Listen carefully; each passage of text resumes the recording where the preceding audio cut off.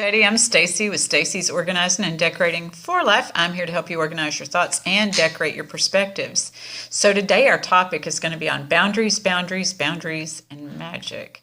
So you may say to yourself, what do boundaries have to do with magic? So if you'll stay tuned, I'll explain that. But in the meanwhile, if you'll please hit the like and subscribe button below and bear with me a minute. Those of you who have been here, I appreciate your coming back. But if you haven't been here before, I have to let you know I'm not a doctor, psychologist, psychiatrist, scientist, any of those things. What I am is a life coach, and I have a web page called staceyforlife.com. And on this web page, there is a description of the services that I provide as a life coach, dealing with addiction, codependency, and grief, but not exclusively to those things, because underneath those things lies a desire for healing and healthy relationships, as well as development of spiritual and soul consciousness.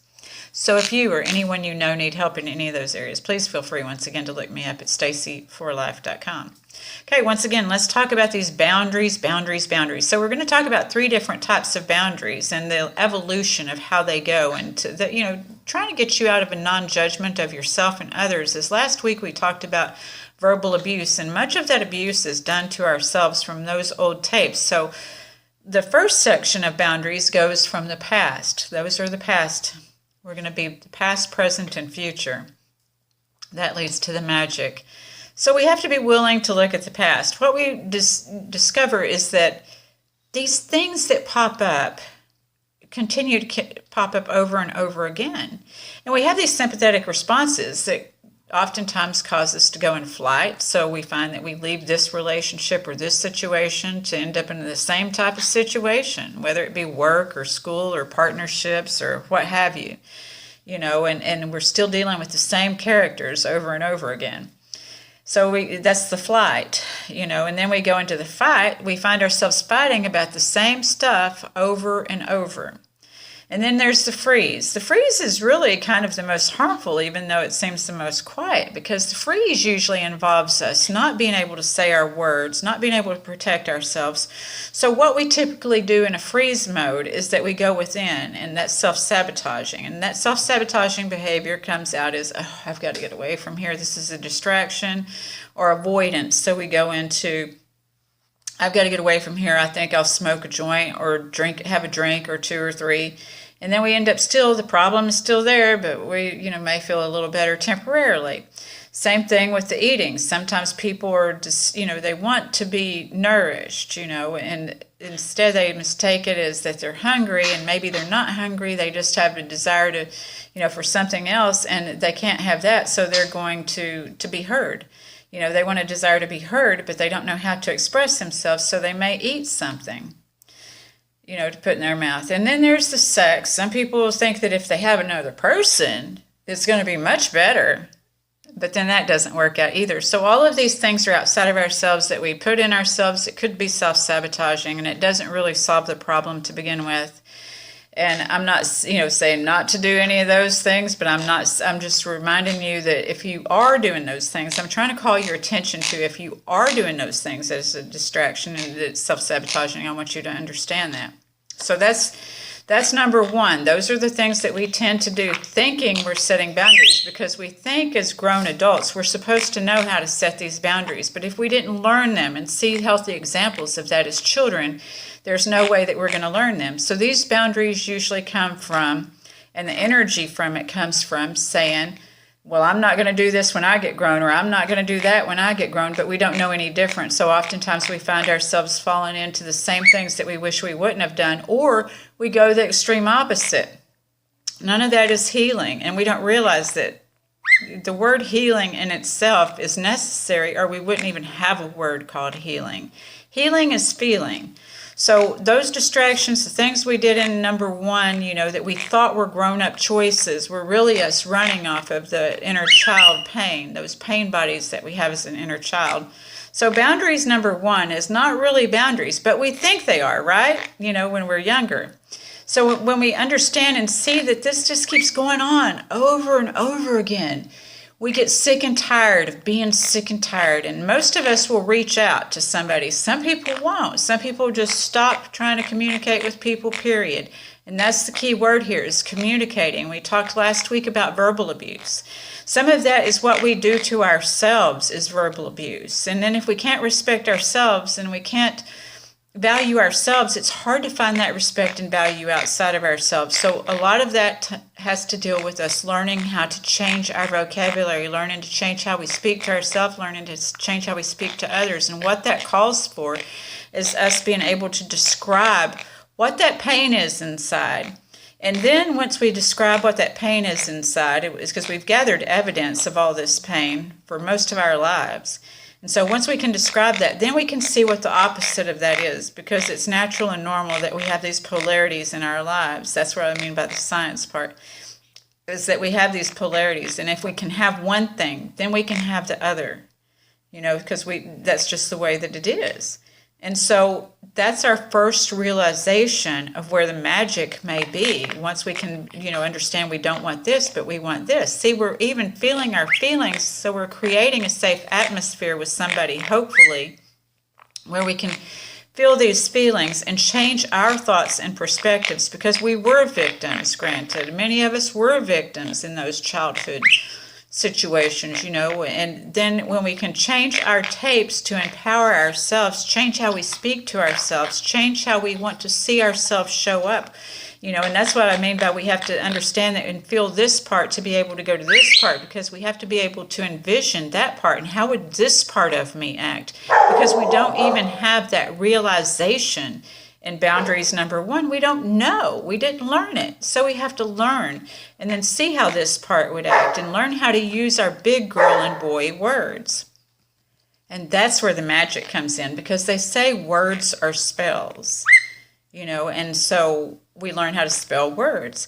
But all of this goes divinely together once we can realize it, because nothing changes till it changes. And so that's where it starts, is changing those words, changing our thoughts and perspectives, of realizing that no more, I might have been a victim, but no more am I going to be a victim to this situation. So we start learning to reach out to people. We start learning to watch. We start learning to use words that are more empowering than the same old stuff. Because in the first set, when we used our words, they were usually character assassinations, because possibly that's all we heard, in our youth, is people character assassinating. We still hear that a lot today as grown-ups. But we can choose to take part or not take part in it.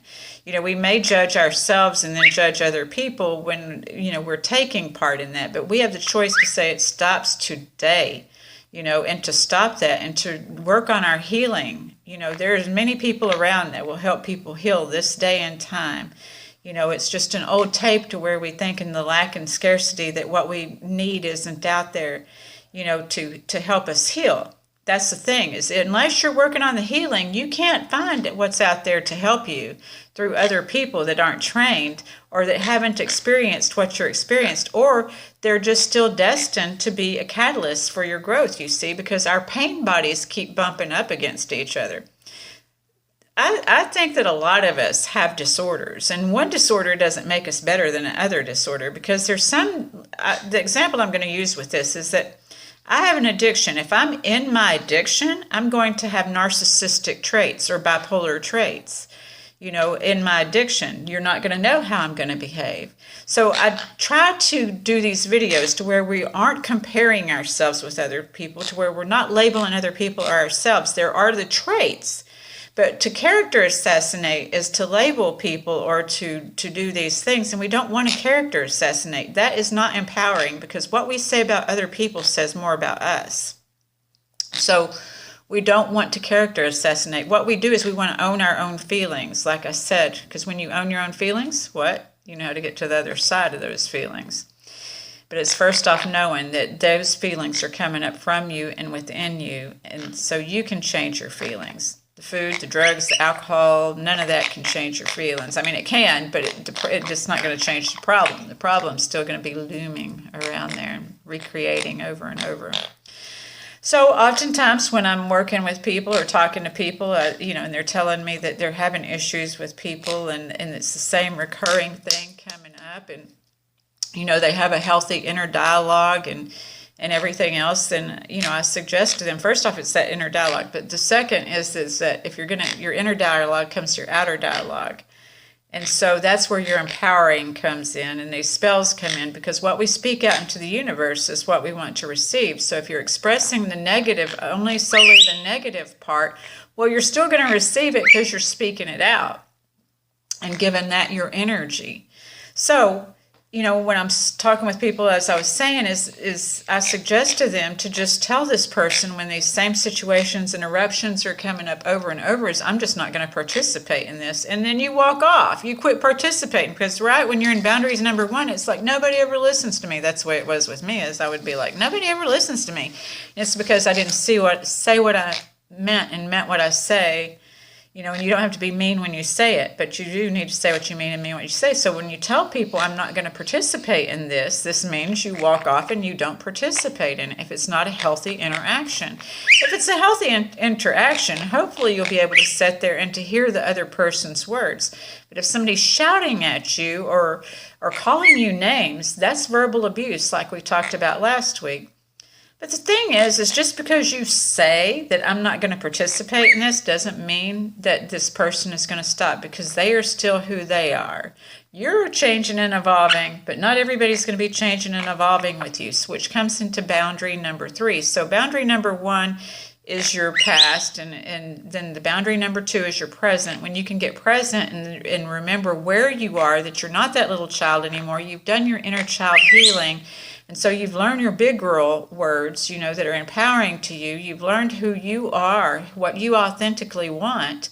Then you're able to speak that into existence. And when you speak that into existence, and you don't want to interact with people who are maybe having a bullying type behavior or something like this, because there are people who have that. There are people who do word salads. There are people who do these other things. They project things onto you that aren't yours, and stuff like this. So you're going to be dealing with people that do that, and how you show up in the energy you display. If you're afraid of dealing with people like that, you're still giving that some energy. So the thing is that they're going to show up. So this is boundaries number 3. When boundaries number 2 doesn't work, and you, politely and spiritually tell people, I'm not participating in this, you're approaching them with compassion. Compassion doesn't mean being walked over. So if somebody's still not hearing your boundaries when you say, I wish you wouldn't yell at me like that, or I wish you wouldn't behave like this, or I need you to be, please calm down or be quiet until I can talk to you, and they still keep on, and you're going to have those. Just because you learn this second phase doesn't mean that the third phase isn't going to come. And there may be more phases after this, but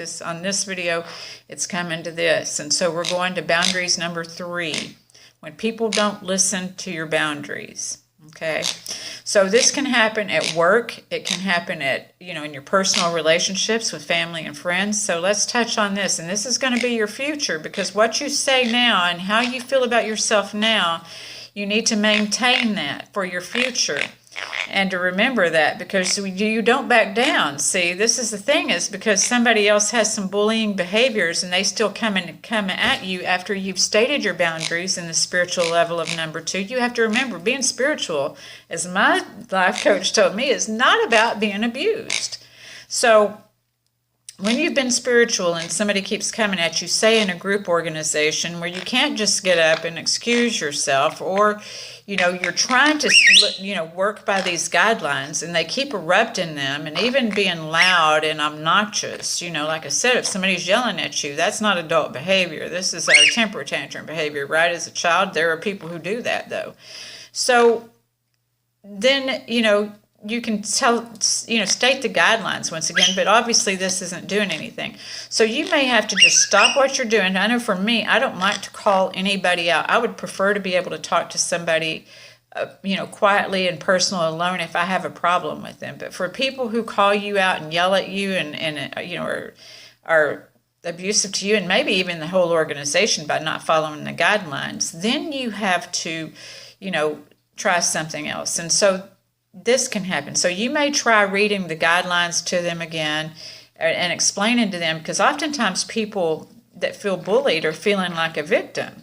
So they may be projecting onto you that you're bullying them when you in turn are not bullying them, but actually just following the guidelines.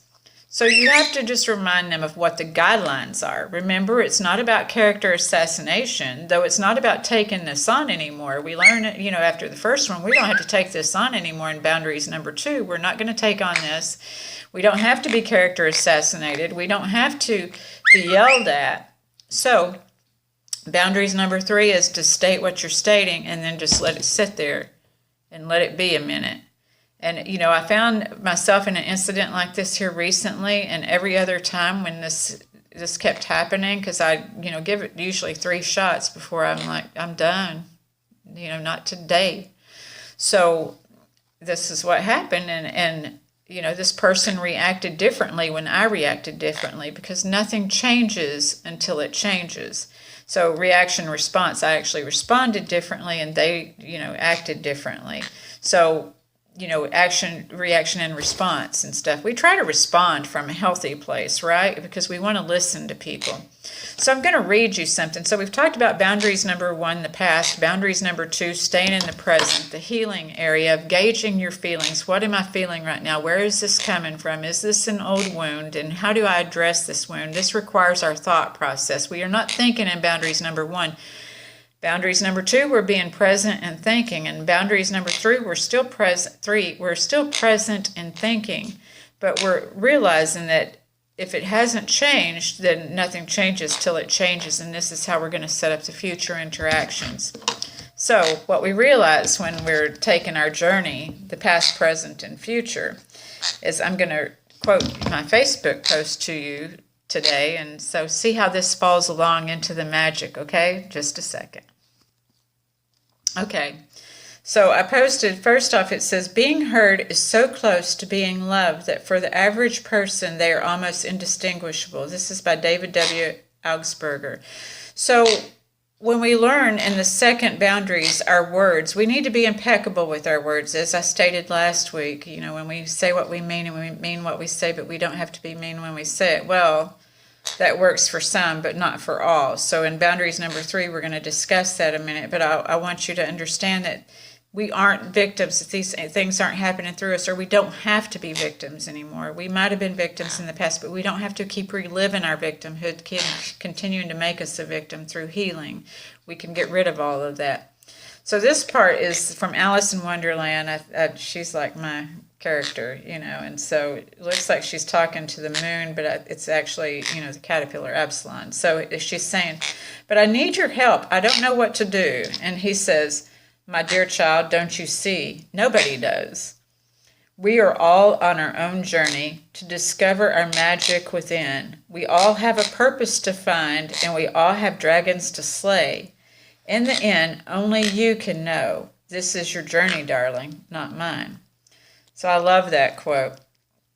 So it's all a part of our journey. That's why we went to the past, present, and we're in the future now. So sometimes, you may have to just call this out, call somebody out, is that oftentimes we don't like conflict and confrontation. When we get to this point, boundaries number 2 requires that you're having a disagreement. So, but when we get to boundaries number 3, we're having a conflict and confrontation, and first off, when we look at boundaries number 2, when we do the healing work, we check our intentions and motivations.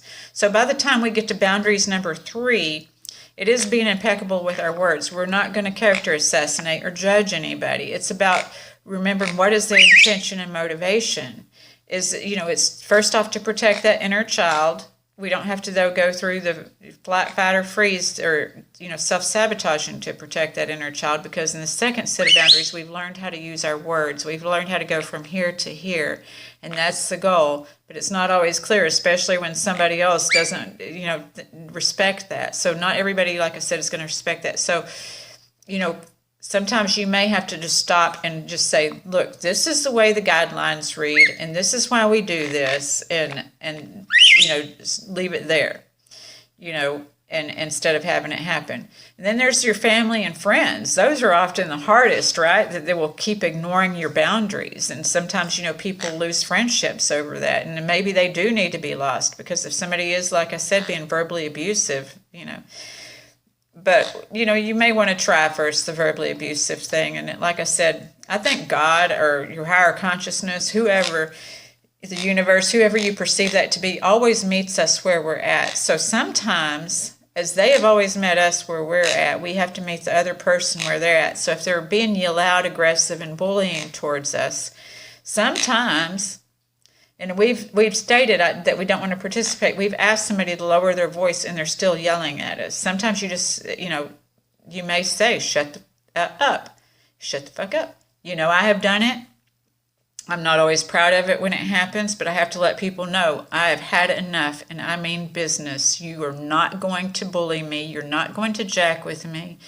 And I say it, and then I walk off, because I'm not going to stand around defending myself against people who are determined to just talk, So I hope that you understand all of that in your learning and studying of your boundaries. When we look at our intentions and motivations, am I trying to defend myself? Because some people aren't on the path to learn who you are. They're not on the path to listen to you. And if they're not, then you can't say anything that they're going to listen to. And if they're yelling at you, I'm telling you, you don't have to listen to them, okay? If they're being disrespectful to you, you don't have to listen. It is good to listen to people, even when people disagree with you. And as in boundaries number 2, you can come to a common place. But not everybody is. So I want you to understand that never is it about spiritual, about being a doormat or being abused. That, and I'm sure that we'll have another video of what to do after that, because you still have choices, once you've worked through the process. When people come to me and they're in verbally abusive relationships, I don't say, oh, just leave right away. Because we have to go through that process of healing, so that when one leaves a verbally abusive relationship or anything like that, that they don't return, and that they've learned the lessons that they're supposed to learn. Because really it's just our pain bodies bumping up against each other, that we aren't listening to each other for some reason from the get, or we slided somewhere. But we all are capable of making mistakes. It's mistakes on both parts, but if you can solve it if you two can listen to each other. But you have to be able to listen, and not just listen, but hear each other. So in boundaries number 1, we learn that all of this is from our inner child, that these are things that have not been healed. In boundaries number 2, we learn to be present and to heal those wounds that were not in the past anymore. Boundaries number 3, we learn to respect ourselves and value ourselves, and we don't have to defend ourselves anymore, So it's being able to gauge. But in none of those should we be character assassinating people, just remembering that we're all on this journey, and that we all have to find the magic within ourselves. And that magic is found in our words, and to be impeccable with our words and state what we want and need and desire, rather than complain about what we don't want or need or desire, gives us more power and more magic than anything we could think of. So remember that your words are your spells. So what you're creating with your words goes in your cells, and soul. So I hope that this video has been helpful to you, and that you are able to go through the healing process if you are struggling with boundaries number 1 and keep repeating the same thing over and over, thinking you should know, but you just don't. And then hopefully you've made it to boundaries number 2, where you're learning to be impeccable with your words, the words you say to yourself. You are not stupid. You are smart. You are not, unattractive. You are beautiful. You're beautiful in your own self and soul. Beauty isn't always exterior, It's being able to be able to accept ourselves just the way we are, So then we accept ourselves the way we are. We're not looking for other people to validate us or to make us feel better. We know how to make ourselves feel better, and that, my darling, is magic. Okay? All right.